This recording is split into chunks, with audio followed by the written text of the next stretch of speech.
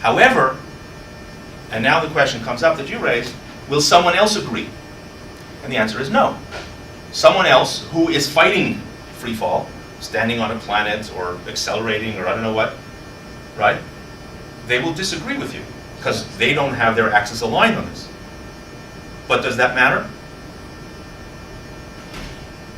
Well, it doesn't necessarily matter because we'll say the only real meaningful thing is along my world line. Right. But then we lose an absolute meaning to distances in space-time.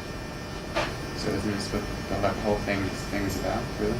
Well, so the question is, does space-time really have a way of measuring distances between any two points from any frame, so to speak?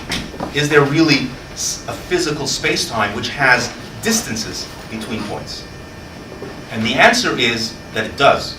But we wouldn't know that necessarily. We know that space-time has Riemann curvature. We know that it has connection from which the Riemann curvature can be derived. That we know just from, dropping things. The question is, does space-time have a space-time metric? Can you measure any two points, the distance between any two space-time points? And it turns out that it does. And how do we know that physically? In the same way that we know from the gravitational acceleration and the tidal acceleration that it has Riemann curvature and connection curvature. What is it that tells us that space-time has a metric, so to speak, in this heuristic sense?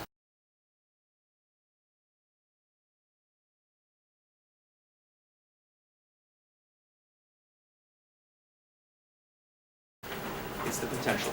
The fact that gravity is derived from the potential is the gradient of the potential.